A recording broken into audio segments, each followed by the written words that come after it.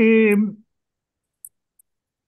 Vamos a aprovechar justamente que tenemos un grupo chico, pero todo de gente con experiencia en los temas desde distintos ángulos de las luchas por la justicia social para profundizar un poco sobre qué es esto de la cumbre social que se nos viene el año que viene y qué podemos hacer hacia esa cumbre desde la región latinoamericana. Para eso hemos convocado esta reunión de Social Watch, la Coalición Global por la Protección Social, la Iniciativa Global por Derechos Económicos, Sociales y Culturales y Latindad en la campaña latinoamericana sobre la deuda y finanzas. Y justamente parte de la idea es ir avanzando en la confluencia de distintas organizaciones con distintas áreas específicas y grupos de trabajo y modalidades y objetivos de trabajo sin que nadie abandone los suyos, pero tener una capacidad de sumar esfuerzos, coordinar y ver cómo se complementan, ¿no? Se logra una mayor incidencia.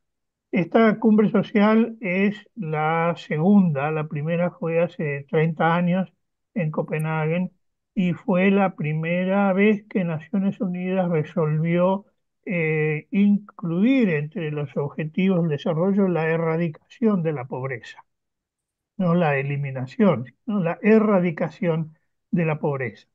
Si bien no dijeron cuándo, pero por lo menos se planteó ese objetivo en el marco de 10 compromisos eh, que siguen siendo muy interesantes y muy válidos. Fue también la primera vez que desde Naciones Unidas se criticó abiertamente y se cuestionó la forma como se estaban llevando adelante los programas de ajuste estructural, que hoy llamaríamos de austeridad, pero es el mismo tipo de medidas impulsado por las instituciones de Bretton Woods. Lo que sucedió de alguna manera con la implementación y el seguimiento de la cumbre social, y ahí ya es un tema para la reflexión, es que su seguimiento a nivel global de Naciones Unidas de objetivos tan ambiciosos quedó en manos de la Comisión de Desarrollo Social, que es una subcomisión del ECOSOC, del Consejo Económico y Social de Naciones Unidas, que es una comisión creada casi que en los orígenes de Naciones Unidas y cuyo concepto ahora se llama Comisión por un Desarrollo Social Inclusivo. La palabra inclusivo se ha agregado ahora. El concepto de desarrollo social era un concepto vinculado a la vieja idea de asistencia social en un sentido más o menos restringido. Para tener una idea, en el propio sitio de Naciones Unidas, el grupo de temas a los cuales se dedica la Comisión de Desarrollo Social es envejecimiento, sociedad civil, cooperativas, discapacidades, empleo y trabajo decente, familia, pueblos indígenas, desigualdades, erradicación de la pobreza, inclusión social, deportes y juventud. Eso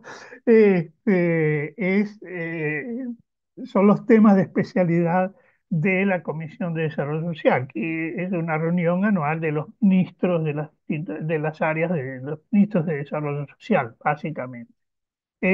La cumbre social es más ambiciosa y tiene en su convocatoria temas de pobreza, temas de empleo, integración social, eh, de una manera mucho más ambiciosa. Pero se da en un momento particularmente difícil para las Naciones Unidas y para la cooperación internacional. Eh, y Momento de guerras frías y calientes al mismo tiempo que están acaparando la atención y no solo acaparando la atención, sino también una enorme cantidad de recursos.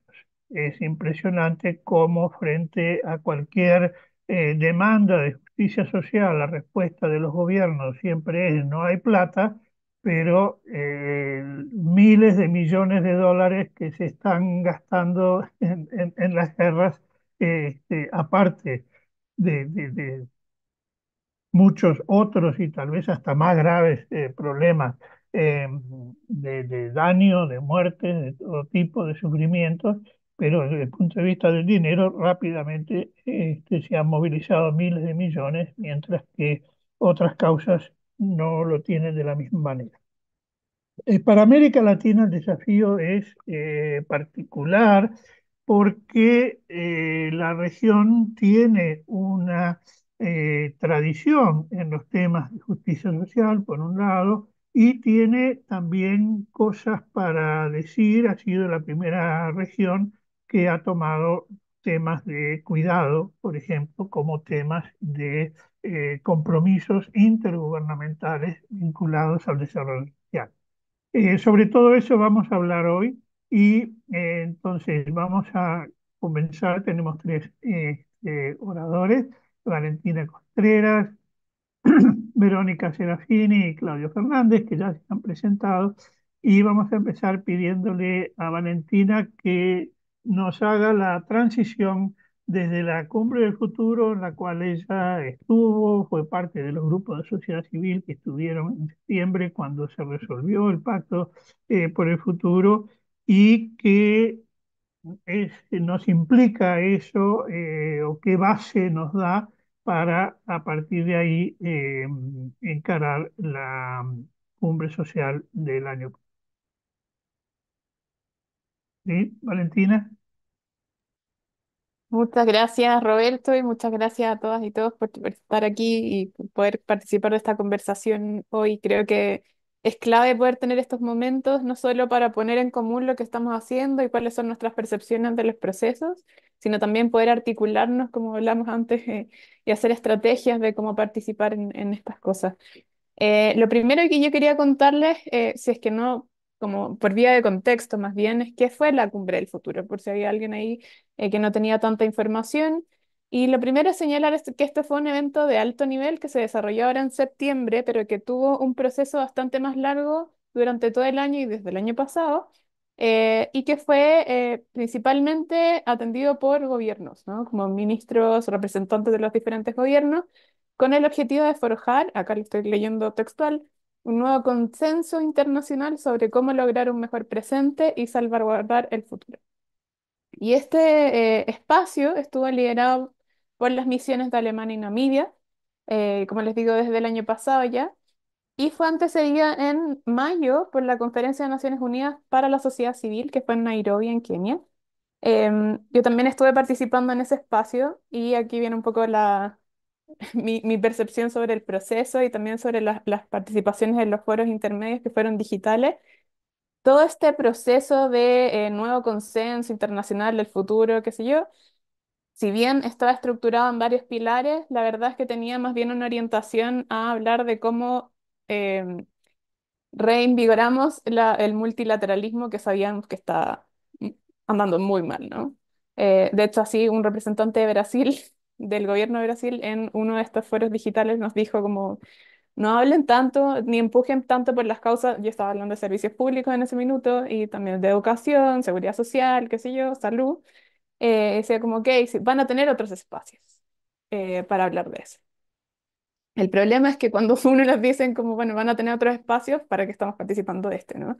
Entonces esa articulación quedó muy clara, al menos desde mi perspectiva, y fue algo que a las organizaciones que queríamos participar eventualmente en la Cumbre del Futuro en Nueva York, fue como quitándole un poco esa intensidad o ese interés de poder estar participando ahí, porque al final, bueno, si bien tenía como objetivo tener estos tres documentos, que era el Pacto del Futuro, el Pacto Digital Mundial y la Declaración sobre las Generaciones Futuras, de alguna manera se sentía como que habían espacios, sobre todo en la convención en Nairobi, en que se estaba utilizando más bien a la sociedad civil para lograr un objetivo o para validar un objetivo, más que efectivamente para obtener esa percepción y esos inputs como desde los diferentes ángulos que estamos trabajando. Em, eso. Eso respecto como de la vía del proceso, independientemente de eso, nuestra decisión como organización fue como, ok, no tenemos fe en que esto va a suceder tan bien como creemos, pero de todas maneras queremos estar ahí para poder hacer los puntos y después poder también sacarla, rendirles cuenta, o sea, pedirles cuenta de lo que estaban haciendo y lo que no estaban haciendo. Em, Eso. Ahora, ¿por qué nos debería importar este espacio? Yo creo que es importante hacerse esa pregunta como de cara de dónde partimos y a dónde terminamos también de cara a la cumbre social. Y lo que me gustaría decir acá es que a pesar de cualquier evaluación de la que ya les acabo de hacer del proceso, el pacto fue un resultado concreto, muy difícil, estuvo a punto de caerse en el último momento por las negociaciones entre las diferentes misiones, sobre todo por Rusia. Ahí como que había una tensión bien importante por el rol que tiene Rusia en el Consejo de Seguridad, pero también por la guerra que se está desarrollando con Ucrania. Entonces había ahí una tensión que iba más allá de la discusión particular del texto del Pacto del Futuro. Em, pero a pesar de todas estas evaluaciones, el pacto concretamente como texto sí tiene algunos resultados, ¿no? Y algunos de ellos fueron, por ejemplo, que los debates son más representativos de la realidad actual, cosa que no pasaba en algunos de los otros acuerdos que teníamos dando vuelta. Por lo tanto, ese lenguaje o esa tensión también se puede ver dentro del texto, también en las omisiones, y creo que es importante traerlas a la discusión. Tiene referencia a temas que no estaban tan tratados a ese nivel anteriormente, como por ejemplo el uso de la tecnología aplicada a los diferentes espacios, la juventud y las generaciones futuras, que tiene un componente muy, muy importante no solo la declaración de las generaciones futuras, sino también dentro del pacto mismo. El tema de los cuidados, para mí es muy importante que al menos haya estado referenciado dentro del pacto. Y también el entorno propicio para la movilización de recursos internos, todo lo que tiene que ver con financiamiento, con impuestos, etcétera, entre otros temas. Yo creo que eso es algo que hay que reconocer de alguna manera que está ahí. Ahora, dicho eso, aquí viene la parte más difícil, quizás o la más cruda. Hay temas que los aborda de manera inadecuada o insuficiente, desde mi perspectiva y que son temas cruciales. Por ejemplo, el gatillar una inversión privada en los diferentes espacios del desarrollo social, que es al final para nosotros la privatización de los servicios públicos, de la forma en que los derechos debiesen estar garantizados en la práctica para todas las personas. Habla, por ejemplo, de la inclusión de las alianzas público-privadas de manera muy, muy evidente y muy explícita. Em, y también, por ejemplo, el incentivo de la inversión privada dentro de estos sectores. Em, También habla de la tributación de las personas con alto patrimonio, que es una buena noticia, pero pone, debiesen ser abordadas en el foro apropiado. Exactamente. Entonces, de nuevo, la vuelve a patear, siendo que era la oportunidad para también decir, bueno, lo incluimos dentro de la Convención de Naciones Unidas sobre impuestos. En vez de hacer eso, bueno, no, lo vamos a hacer, lo vamos a hacer, pero en otro momento. Y lo más crítico, creo yo, que es que mantiene el silencio en otros temas clave. Y acá es donde vuelvo al tema de servicios públicos. Eh, no solo mantuvo el silencio, sino lo mantuvo explícitamente. Nosotros en varias oportunidades enviamos recursos escritos, mandamos nuestras opiniones sobre el tema, incluso analizamos todo el texto y buscamos las diferentes formas en que se referían a los servicios públicos para decirle como homogeneicen el lenguaje, y lo hicieron, pero en detrimento de hablar de servicios públicos. Entonces hablan de servicios sociales, hablan de servicios, le ponen un montón de adjetivos que al final nunca comprenden que la responsabilidad es de los estados de poder garantizar esos servicios. Y eso fue, como les digo, intencionado. Em, entonces, con esta base, yo creo que hay una oportunidad concreta de cara a lo que Roberto hablaba de este foro mundial, ya que estamos en esta cosa media desarticulada de procesos, donde cada uno tiene que hablar en su foro correspondiente, em, para pensar en estrategias y movilizar movilizaciones conjuntas en base a cuatro pilares estratégicos, creo yo. Aquí Claudio quizás puede hablar mucho mejor que yo, pero el primero creo es financiamiento para el desarrollo y fue también parte de lo que se discutió en el foro anterior. Pero, por ejemplo, ¿cuáles van a ser los acuerdos tributarios para aumentar la movilización de recursos domésticos, como la Convención de Naciones Unidas para la Tributación? O, como les decía, la tributación de personas de altos patrimonios, y también la urgencia de la reforma a la arquitectura financiera internacional para invertir en la erradicación de la pobreza, que también lo nombra, ¿no? Lo nombra el pacto, pero no, de nuevo, no se hace cargo tan profundamente de ello. Se diría que ese es como el primer pilar. El segundo, que tiene que ver con pobreza y desigualdad, alguna de las cosas que el pacto sí hace es que reconoce, de nuevo narrativamente, que la pobreza sigue siendo el mayor desafío mundial. Eso también quizás en línea con lo que Roberto decía de el primer foro social mundial. Seguimos ahí, 30 años después, lamentablemente. Em, También habla de las medidas para erradicar la naturaleza multidimensional de la pobreza, que también quizás es una buena noticia que no sea solo la pobreza, sino que todos los focos o las aristas que esto tiene. Algo que a mí me llamó mucho la atención y que también me gustó fue que habla de tomar acciones no solo para prevenir, no, perdón, no solo para salir de la pobreza, sino también la prevención de volver a caer en la pobreza. Y eso le suma una nueva capa de responsabilidades y de desafíos a cómo vamos enfrentando este fenómeno. Por supuesto, habla también de la promoción de derechos sociales, de nuevo, no tanto en una forma tan profunda como uno le gustaría, habla de la cobertura sanitaria universal, no el derecho a la salud, la educación inclusiva y de calidad, no habla de la sistemas de educación pública tampoco, ni tampoco en el tema de salud, trabajo decente para todos y acceso universal a la protección social, no habla de sistemas universales, pero al menos podríamos utilizar ese lenguaje para poder ir desarrollándolo. También habla sobre cerrar la brecha de género, reconociendo la vinculación entre pobreza y desigualdad de género, que está muy bien, pero a la vez creo que los temas de género también están muy, muy ausentes en general en el pacto.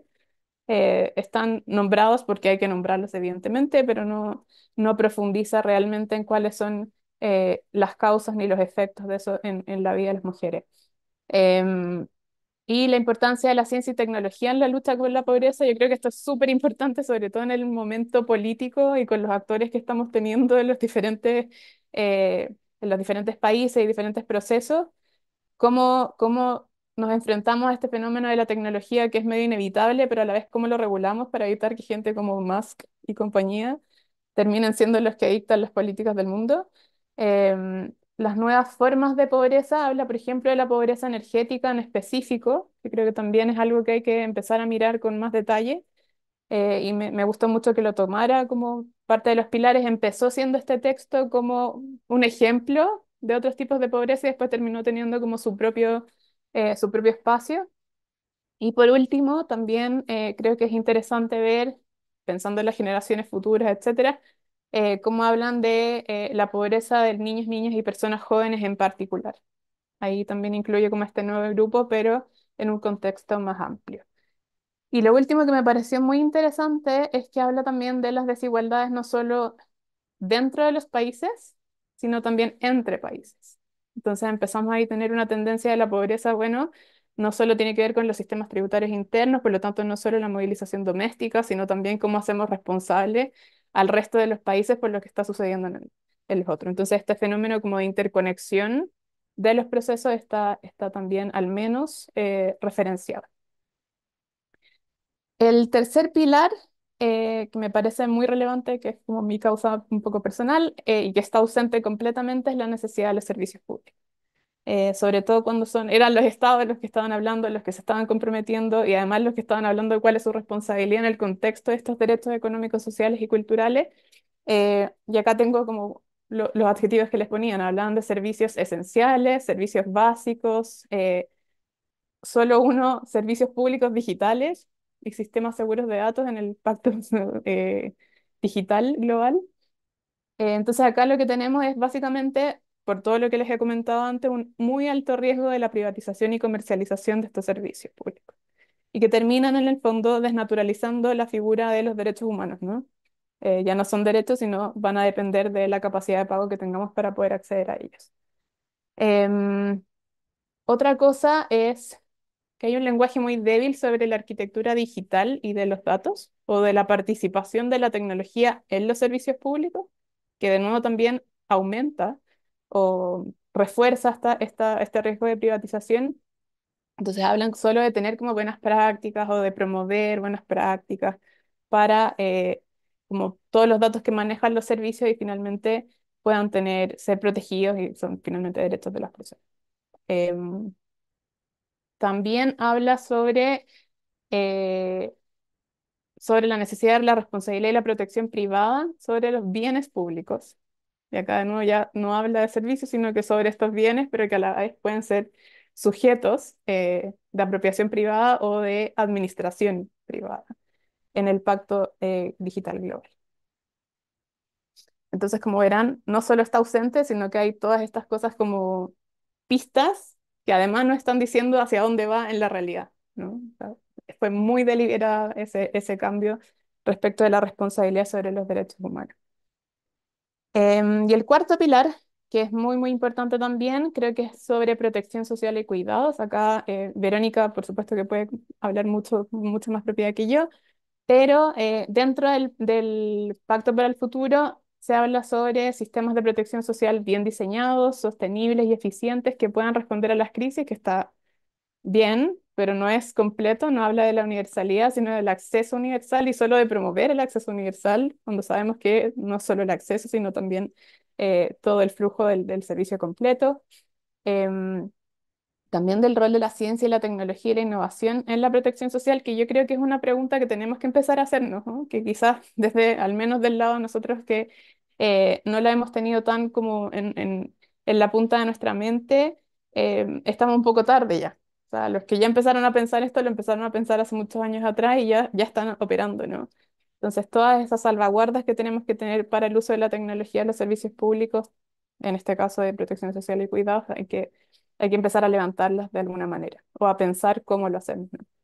Em, y en protección social también habla específicamente de la inversión, que esto creo que es interesante también porque solemos tener como la protección social como si fuera solo respecto a adultos mayores o de las generaciones más grandes.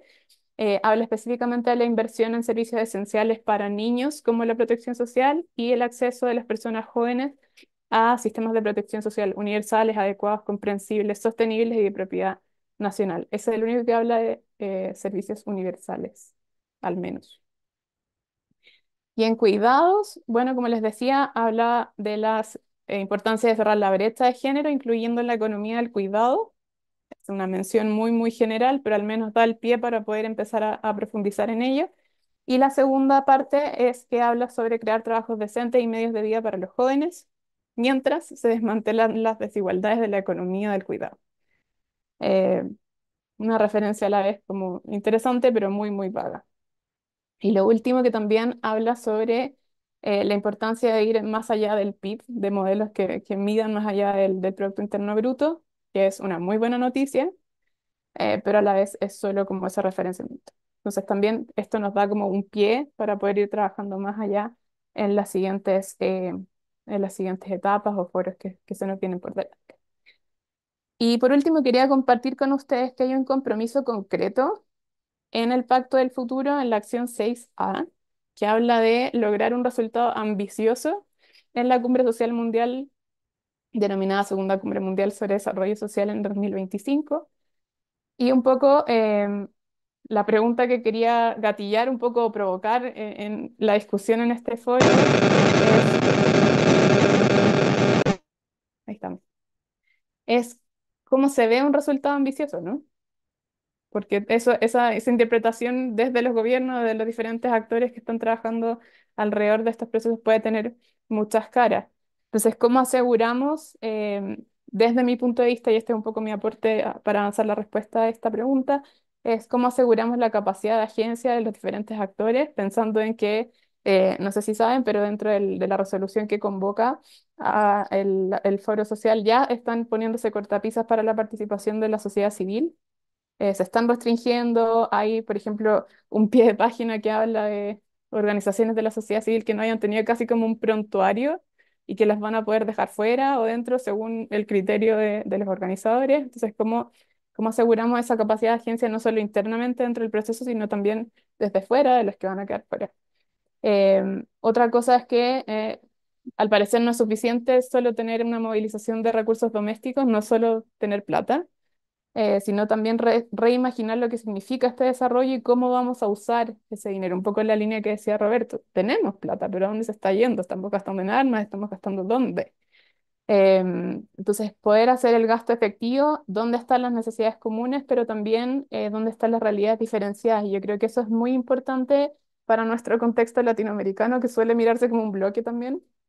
Entonces, dentro de los países tenemos realidades que son distintas y ahí yo creo que la participación de no solo de la sociedad civil, sino también de los movimientos de base, de las comunidades, es clave para poder ir avanzando este concepto de resultado ambicioso de desarrollo social para el futuro, para que efectivamente no tengamos ni un presente ni un futuro colonial, porque si no vamos a seguir en la misma senda. Em, Valentina, sí, me voy. tengo que Listo. cortar porque le tenemos Dale. que Está dejar bien, tiempo a las perfecto. otras Eso era todo. intervenciones. Muchas Pero, gracias. no, muchísimas gracias porque ese repaso que hiciste tan rápidamente, pero con tantos temas, esa es la base del consenso mundial. O sea que cualquier cosa en adelante tiene que ser, además de esto que tú has repasado, ya es un acuerdo mundial de todos los gobiernos del mundo, menos dos. Solo hubieron dos que se desligaron del Pacto para el Futuro, del pacto, que han sido Rusia y Argentina, por distintas razones. Eh, pero de todas maneras el consenso existe. Verónica, no solo hace 30 años de la Cumbre del Futuro, sino también 30 años de la Conferencia de Beijing sobre la mujer. En contra de lo que sucedió con la Cumbre del Futuro, no va a haber una nueva conferencia, entre otras cosas, yo creo, porque había mucho temor de los grupos feministas que una nueva conferencia internacional de la mujer en este momento y en este clima iba a retroceder de lo ya acordado en Beijing en vez de avanzarnos un poco más. Sin embargo, los temas de género están muy presentes en la agenda de la cumbre social y bueno, sobre eso tienes la palabra. Bueno, sí, cuando Roberto me invitó a participar, eh, pensamos un poco por dónde enfocar o focalizar tantos temas que se están discutiendo en todos estos procesos, porque hay varios procesos en marcha y en la región, en los temas de género.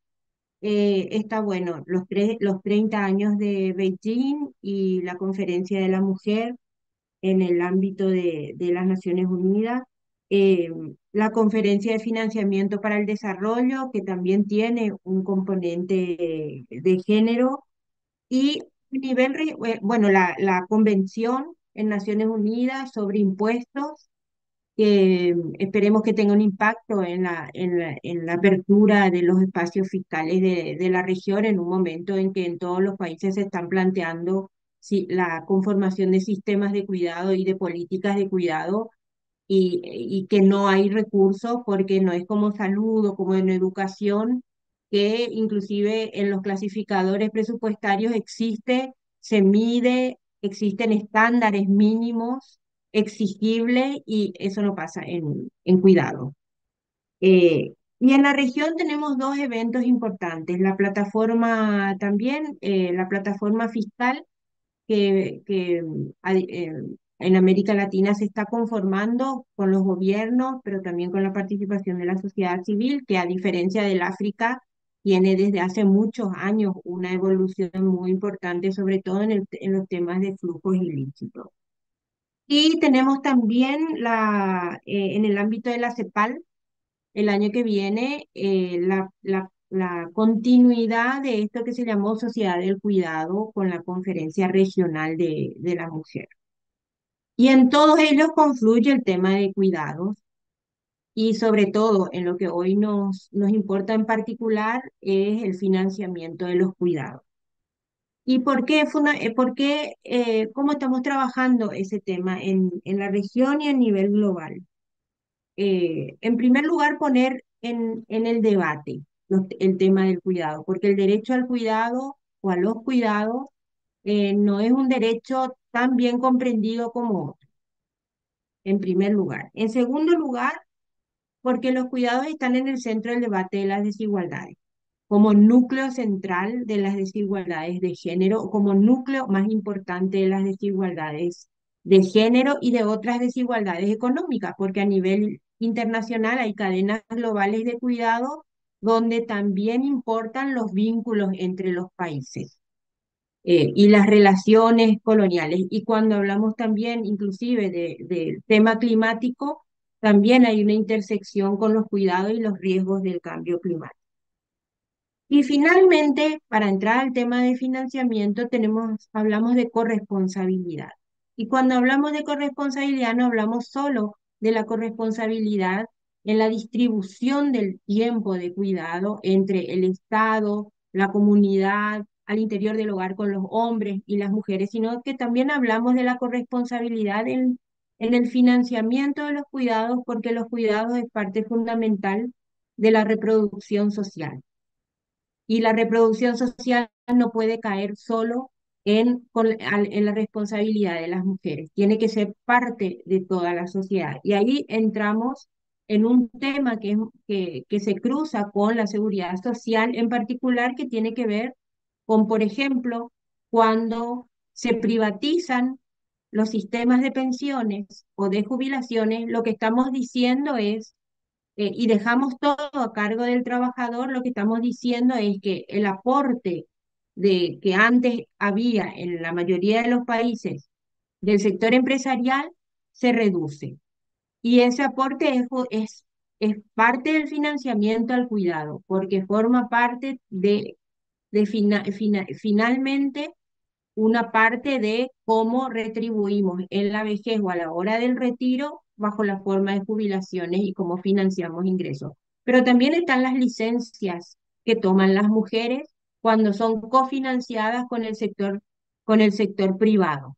Esa parte es un cofinanciamiento de la reproducción social que corre el riesgo, que todo el tiempo está corriendo el riesgo. Y cuando hablamos fundamentalmente de financiamiento, estamos hablando del sistema tributario, además del sistema de seguridad social contributivo. Y ahí, bueno, están todos los debates que creo que ustedes conocen, el impuesto a los ricos, a las corporaciones, los nuevos impuestos como los impuestos verdes, que todo tiene impacto de género. Y todo es fundamental cuando se trata de abrir espacio fiscal para financiar sistemas de cuidado y esta corresponsabilidad social. Y el tercer tema, además del sistema financiero y de la seguridad social, es el gran problema de la deuda, que nuestra región retomó la senda de la deuda y está aplicando instrumentos eh, eh, como el análisis de sostenibilidad de la deuda, que tiene sesgos de género, y la implementación de reglas fiscales, que si bien hay reglas fiscales destinadas a recaudar más, en realidad las reglas fiscales que se aprueban en nuestros países tienen como efecto la austeridad, y todo ello también eh, tiene sesgos de género. Todos estos debates se están dando, el tema tributario se está dando en el marco de la Convención Tributaria de las Naciones Unidas, y el debate sobre los instrumentos de la deuda y los problemas de la deuda se están dando en los espacios del Fondo Monetario y del G20 y están vinculados de manera directa con las desigualdades de género. Y finalmente, otro tema que tenemos que poner en el debate en estos escenarios es el que citaste, Valentina, el de las alianzas público-privadas.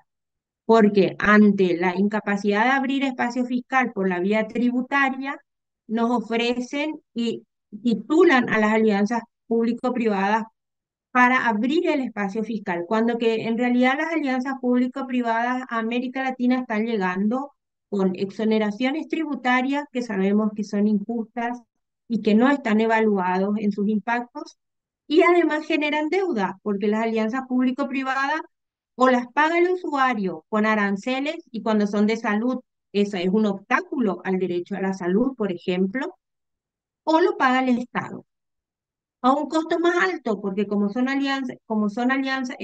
empresas privadas que tomaron créditos en el exterior con bancos privados, son a tasas más altas que inclusive los bonos soberanos en nuestros países.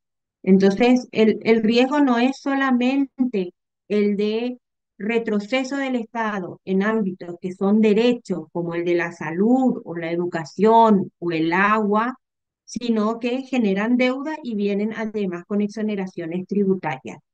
El caso de Honduras tiene exoneraciones tributarias de casi el 3% del PIB.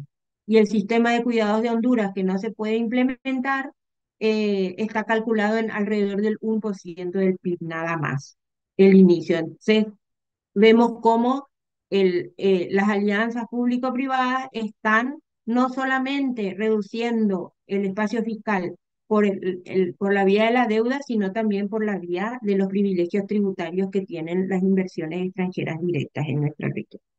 Entonces, todos estos temas son fundamentales, no solamente para discutir el cuidado. Aquí puse el ejemplo del cuidado, pero también hay que discutir cómo esto impacta en el derecho a la educación y en el financiamiento de la educación, en el financiamiento a la salud.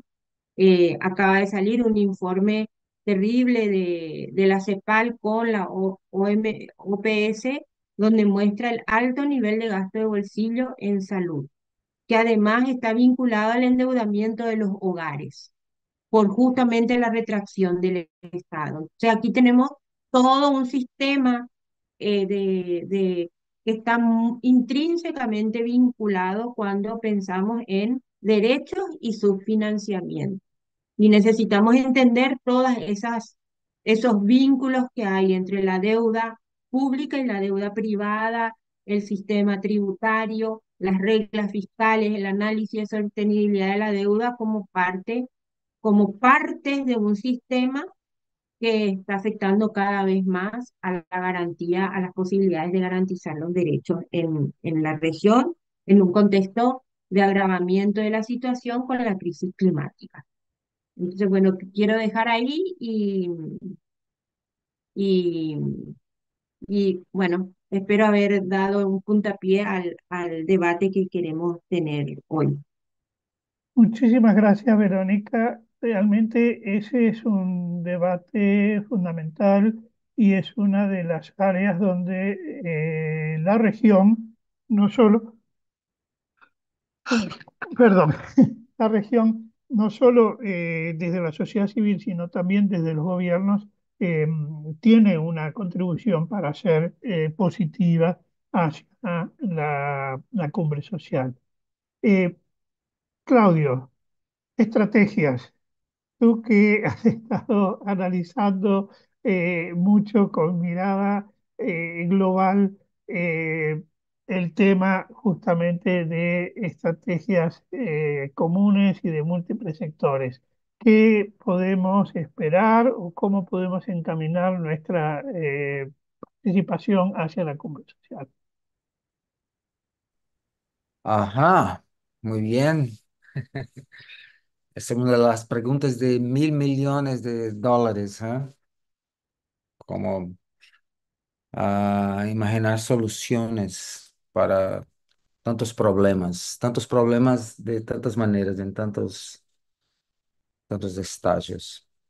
Ah, Empezamos un poco con la cuestión de que mis colegas hablaron un poco, como Valentina, y que la cuestión del pacto del futuro, desde la cumbre del futuro, el problema de la instrumentalización de la sociedad civil por los poderes que ahí están.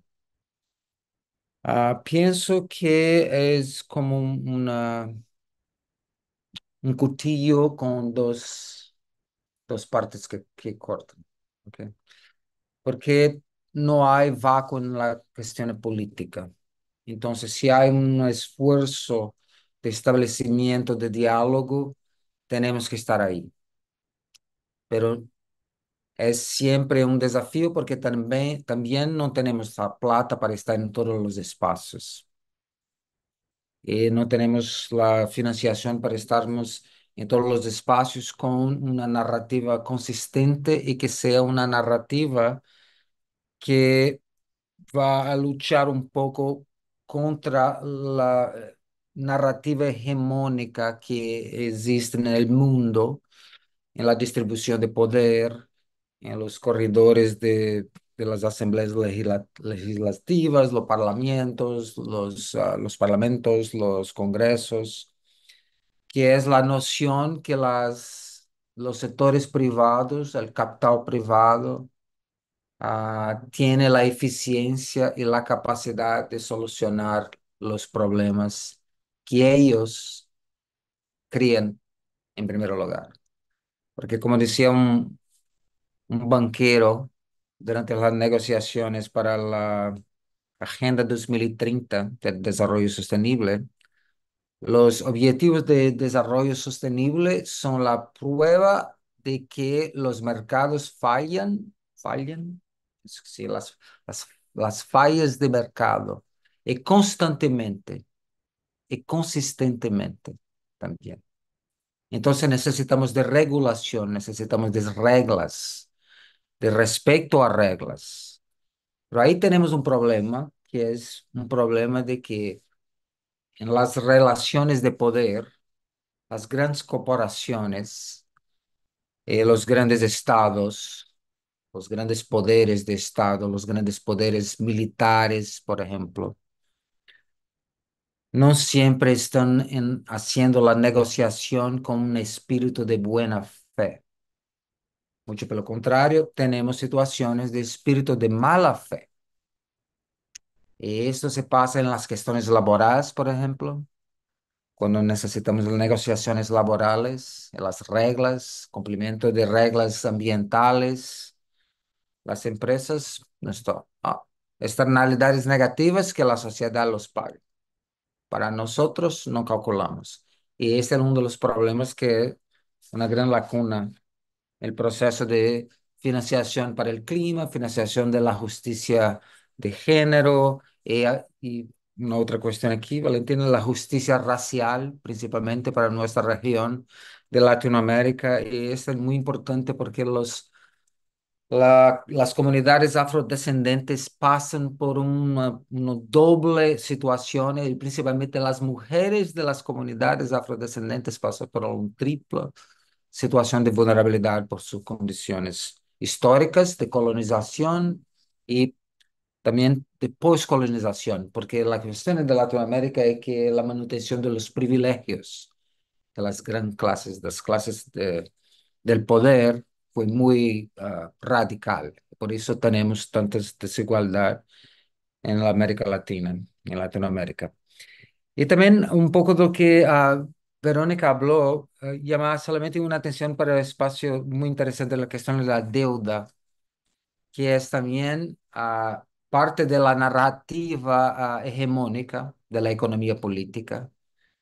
Es de que no solamente los estados tienen deuda, y también los sectores privados tienen deuda, pero también la percepción del deuda que los estados tienen y que por eso aplican las medidas, los remedios más devastadores, muchas veces asociados con la opresión, como por ejemplo el laboratorio principal de la imposición y la implementación del consenso neoliberal que fue Chile. Eh, Valentina, sabes muy bien de esto que la imposición las reglas de Milton Friedman y del neoliberalismo que se constituye hoy prácticamente la condición de desvío cognitivo para las decisiones de las instituciones financieras internacionales y también las decisiones del gobierno.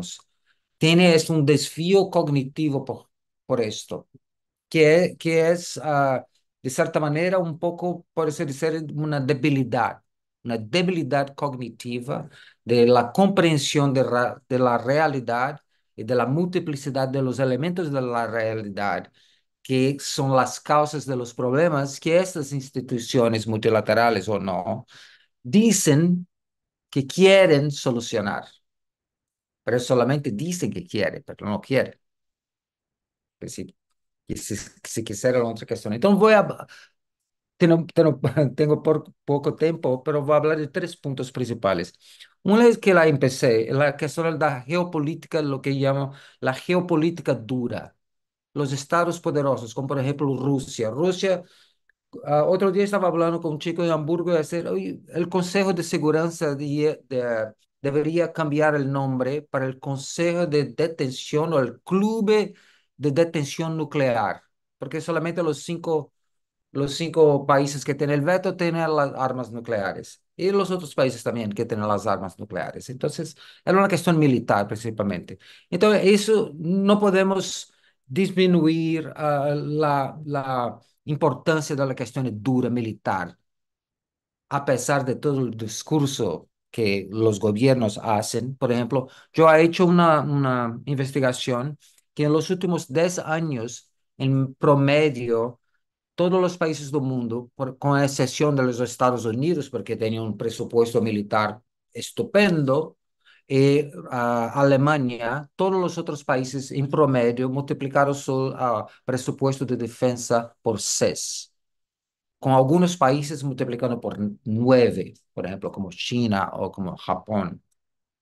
Entonces, hay una financiación en un investimiento muy largo en las cuestiones militares en este momento.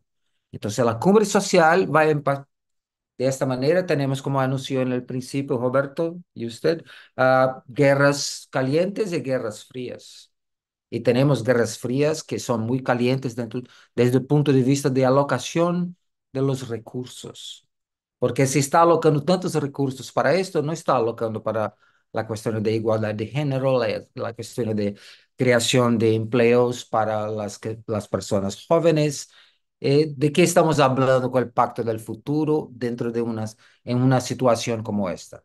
Que los países, por ejemplo, disminuyen su contribución para la ayuda oficial de desarrollo. No solamente esto, también corta la parte de la ayuda oficial de desarrollo para los otros países porque utilizan en sus propios países para enfrentamiento del problema que llaman del problema de la inmigración, que ahí genera una otra cuestión, que el punto 2, que es una crisis política también que tenemos del mundo, que es la ascensión del fascismo, de la desinformación, de una cierta manera de la ignorancia también, de la debilidad cognitiva de las personas que están inducidas por medios de comunicación que no hay regulación para estos, los medios de comunicación, sobre un pretexto de libertad de expresión, que es, no, no puedo ahora, oh, I can now. Entonces, ese es un gran problema. Y también es las cuestiones tecnológicas, por ejemplo, como decía a Valentina sobre la cuestión del pacto del futuro. No hay regulación, hay una desregulación completa. Las corporaciones tienen más poder, poder soberano inclusive, do que estados. Y es un punto muy importante el que pasó con Twitter o X en Brasil, que se pasó por 5 semanas, estaba cancelado en Brasil. La parte que es importante para mí es la resolución del ministro de la Corte Suprema, que habló sobre los individuos soberanos. Es muy interesante desde el punto de vista de la soberanía de Estado y la soberanía de una corporación o del individuo, que estaría arriba de la ley, que estaría a largo de la ley. Entonces es muy complejo. Y esto está ahora asociado con otro problema, que es un problema físico muy grande, que es la cuestión de las crisis climáticas, que ahora no es cuestión solamente de emergencia climática, pero de urgencia climática, porque las cosas están aconteciendo y van a acontecer con una velocidad mucho, mucho más grande.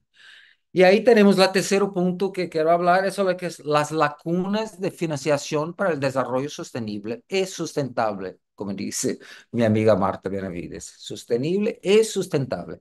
que tenemos plata para estas inversiones. Y no tenemos esto, porque, por ejemplo, tenemos los fondos globales, Fondo Global para el Clima, y los otros fondos globales para tal, el fondo ahora de pérdidas y daños, también del clima, pero la plata no va para las partes, los territorios, las comunidades, las personas, los pequeños negocios, pequeñas compañías que pueden hacer la diferencia. Porque, por ejemplo, en todos los países, ah, quien cría más empleos son las pequeñas empreendimentos, los pequeños empreendimentos. Infelizmente, en Latinoamérica, uno de este fenómeno es que estos pequeños empreendimentos están también relacionados con la economía informal. Pero si no fuera por la economía informal, imbricada, como dice la Verónica Gago, no teníamos una economía, no teníamos una población que sobreviviera también. Pero ¿qué necesitamos? Necesitamos crear una manera de intermediación financiera para esto, para las personas, para el pueblo, para los indígenas que son responsables, por ejemplo, para la manutención de la naturaleza, como por ejemplo en Brasil, en todos los otros países de la Amazonia, que son la única poblaciones que son competentes para mantener la floresta, porque nosotros, blancos, marrones, negros, que sea la cor, no sabemos. Solamente los indígenas tienen esa capacidad. Entonces, pero necesitamos la financiación para eso, el investimento para eso. Y no hay este instrumento de intermediación financiera en toda la arquitectura financiera mundial, ni nacional. Ese es un punto muy interesante a se pensar, como un proceso de estrategia. ¿De qué nosotros queremos enquanto sociedad civil, enquanto comunidades? Porque cuando se van para esses encontros, de cumbres y todo más, siempre hablan de billones, de mil millones, centenas de mil millones, pero no vemos estos, estos mil millones viendo para el barrio, para la comunidad del interior del estado de Sergipe, por ejemplo, en Brasil, o en Atacama, en Chile, o una otra parte de Paraguay, porque ahí está Verónica, que sé que es de Paraguay. Entonces, no, no va, no hay una intermediación para tal, no hay una manera dentro de esta arquitectura, porque la arquitectura es solamente para manutención del poder y de la plata que se dice con los... Ahí ahora, vamos para el principio. La cuestión de la narrativa hegemónica es, o no, pero necesitamos de impacto y como tal no tenemos la capacidad de promover, por ejemplo, muchos emprendimientos, muchas garantías, muchas innovaciones, pero tenemos que poner la plata en las manos de una gran corporación que van a hacer esto. Que ahora que se hacen en Brasil, por ejemplo, la transición energética en Brasil, grandes corporaciones que sacan la tierra de pequeños agricultores, de campesinos, para poner grandes parques solares inmensos. No es una cuestión de metodología, por ejemplo, la cuestión de la energía solar sería un proceso de descentralización dentro de la matriz, no grandes parques solares. Entonces, termino por acá, pero las dificultades que están ahí relacionadas, lo que tenemos que pensar para una cumbre social, y con esto voy a terminar, porque tenemos que pensar también que dentro del proceso de negociación entre países, algunos países no gustan de la cuestión de la eliminación de la pobreza. Por ejemplo, dos Intel, que ha colectado ahora con la experiencia del G20 y C20. Una, dentro del G20, no hay un consenso de que la eliminación de la hambre es un factor importante. No hay. Hay países que piensan que no son importantes, que mucho más importante es concentrar en el desarrollo. ¿Ok? Dentro del G20. Yo estaba en Hamburgo, estaba en un panel y tenía un chico, el ministro de las Relaciones Exteriores de Camerún, que habló lo mismo. Para nosotros nos interesa más la cuestión de la eliminación de la pobreza y la hambre. Nosotros queremos el desarrollo. Y yo he hecho una intervención y mostré, hay estudios en Brasil para USP, más de USP, que es un departamento de economía de USP, que muestra que la cuestión es políticas públicas efectivas de eliminación de la pobreza son mucho más efectivas para el desarrollo, que es al contrario. Y que políticas de desarrollo no necesariamente va a eliminar la pobreza y la hambre, como se pasa en muchos países. Pero esta es la manera que las personas piensan. Gracias, Roberto. Disculpa por extenderme.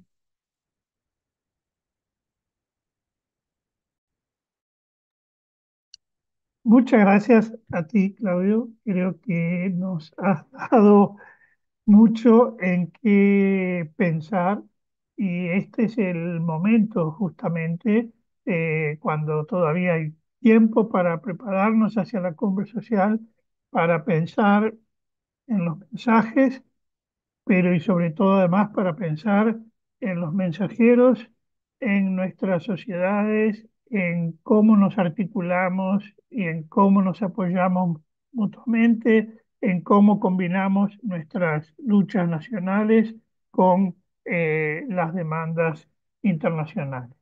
Estamos ya un poquito pasados de la hora, pero si hay alguna pregunta o comentario urgente de nuestros participantes, con mucho gusto lo podemos tomar. Yo quiero Cecilia, comentar, bueno, no es sí, una pregunta, pero sí un comentario que quisiera, bueno, las dos cosas. Eh, en ningún momento la palabra surgió en las presentaciones, la palabra eh, lucha contra la corrupción en general, que es uno de los fenómenos que venimos arrastrando, se puede decir, en todos los países de América Latina. A veces los recursos existen, pero lamentablemente hay un sistema generalizado de uso indebido de los recursos del Estado y poniendo, por supuesto, en riesgo la vida de mucha gente, en salud, educación, etc.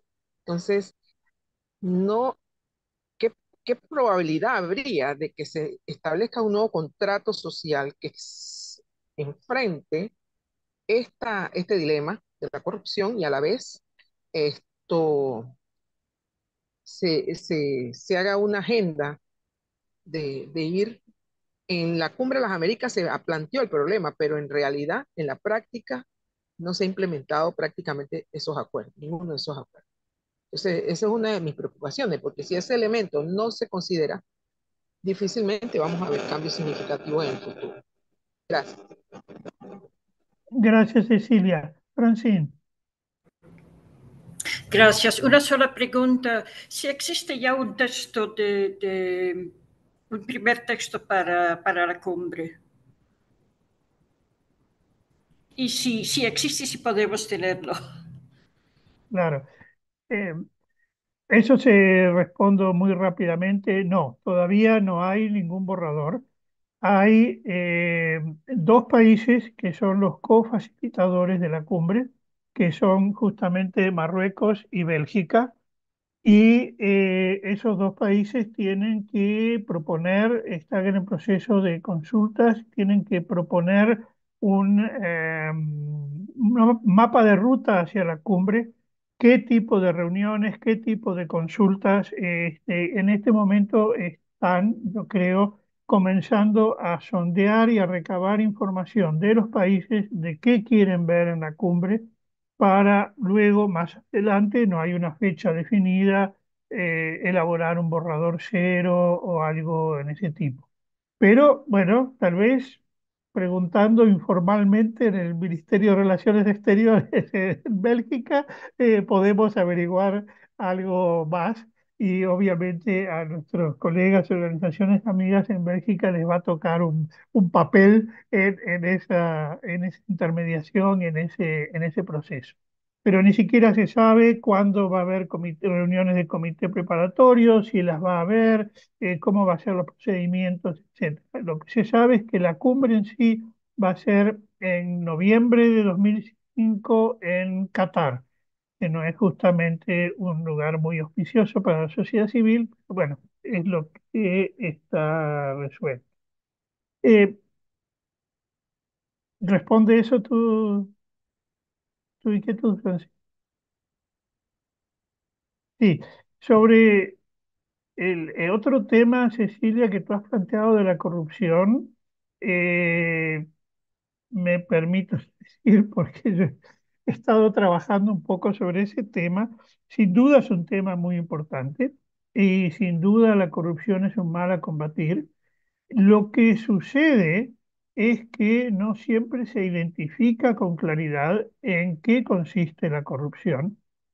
Y, por ejemplo, en América Latina creo que todo el mundo ha oído hablar de Odebrecht y del caso Odebrecht y de el vendaval de renuncias, suicidios, mandatarios presos, etcétera, que ese caso ha provocado.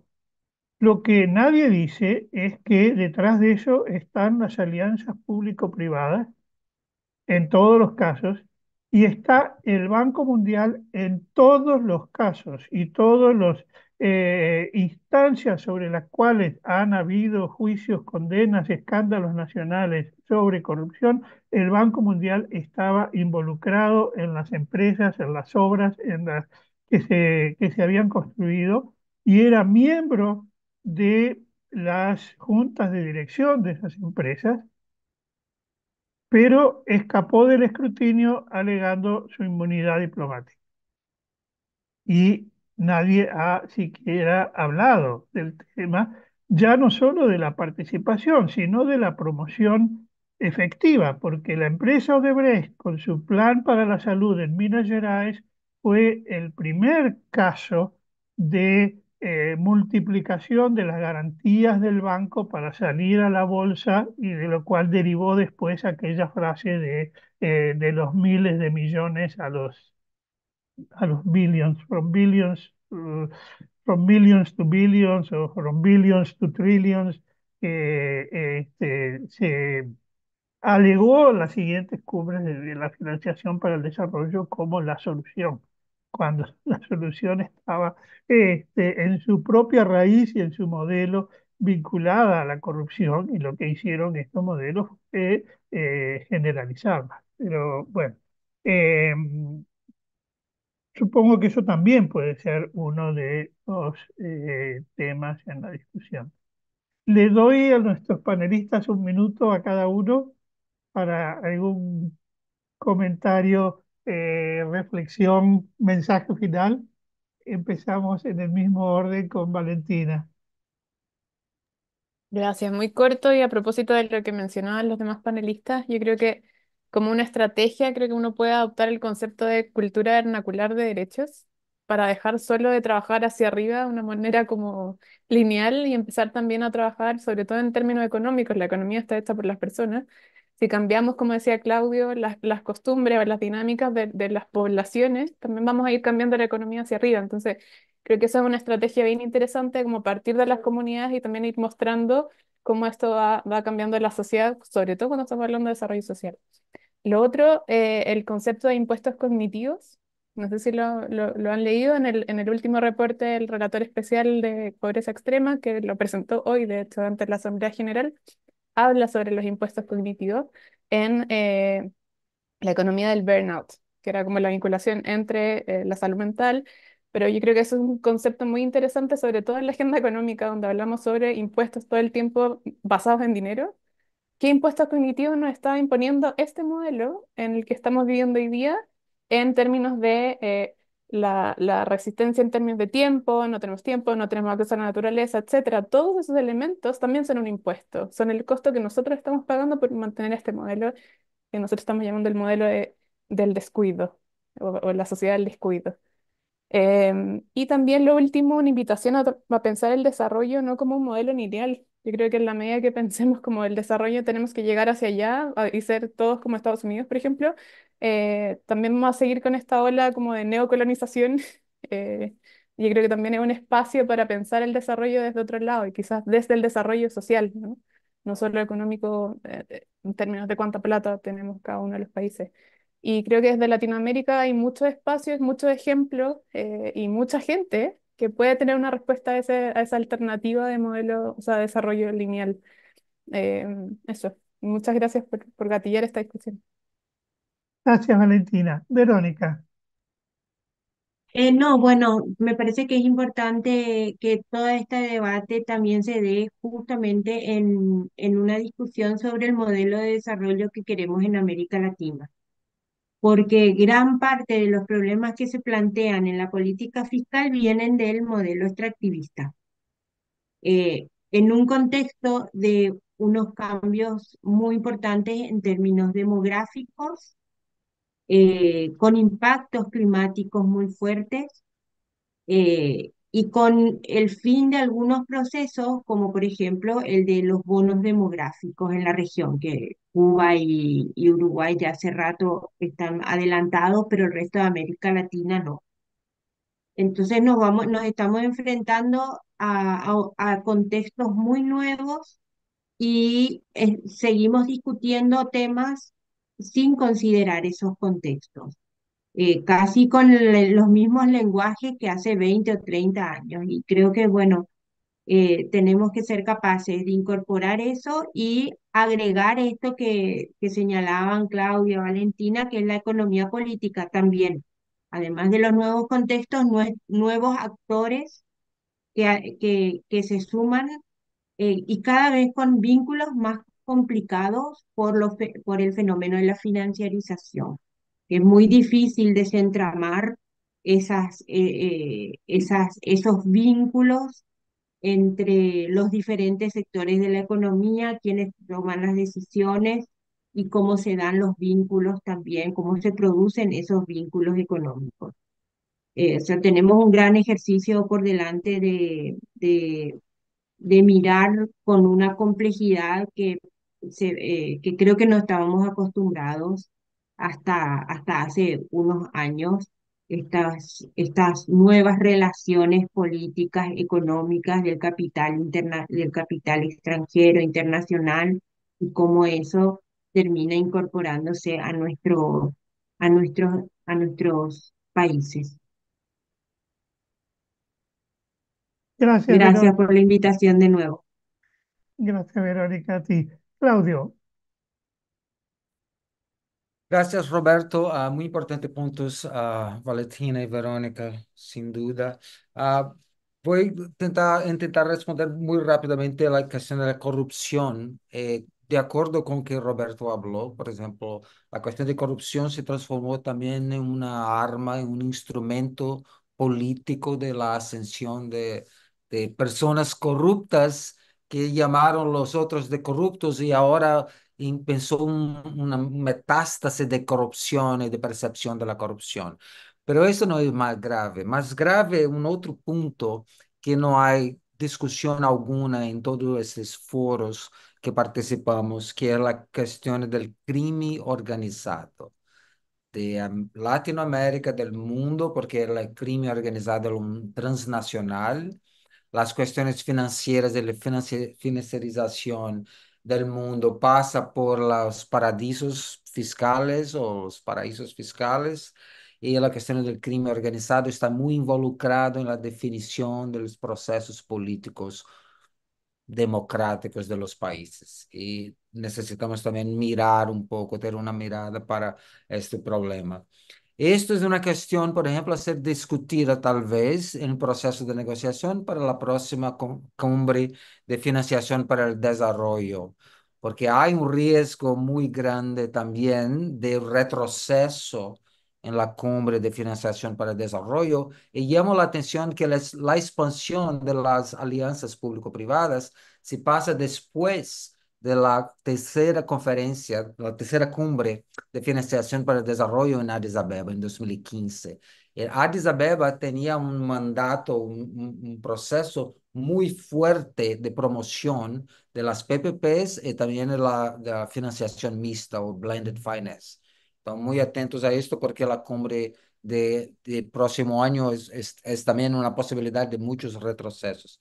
Y para afindar la cuestión de la economía del cuidado, nosotros desde Gestos del GT, Grupo de Trabajo de Brasil, proponemos la economía del cuidado como uno de los indicadores para el proceso de hallar del PIB, el nuevo índice para sustituir el PIB, que hay un proceso de investigación ahora que fue propuesto desde el Pacto del Futuro para que el próximo año el secretario general tenga un análisis de cómo hacer esto, el proceso. Y una de nuestras recomendaciones es la inclusión de la economía del cuidado en el proceso del cálculo del PIB o del futuro índice de esto, con los centros e institutos estadísticos del país, de los países. Y este es un proceso también de colaboración. Entonces, esto es algo muy práctico y pragmático que podemos también hacer la advocacia y inserción política para tal. Gracias, Roberto. Muchas gracias a ti, Claudio, a todas y todos.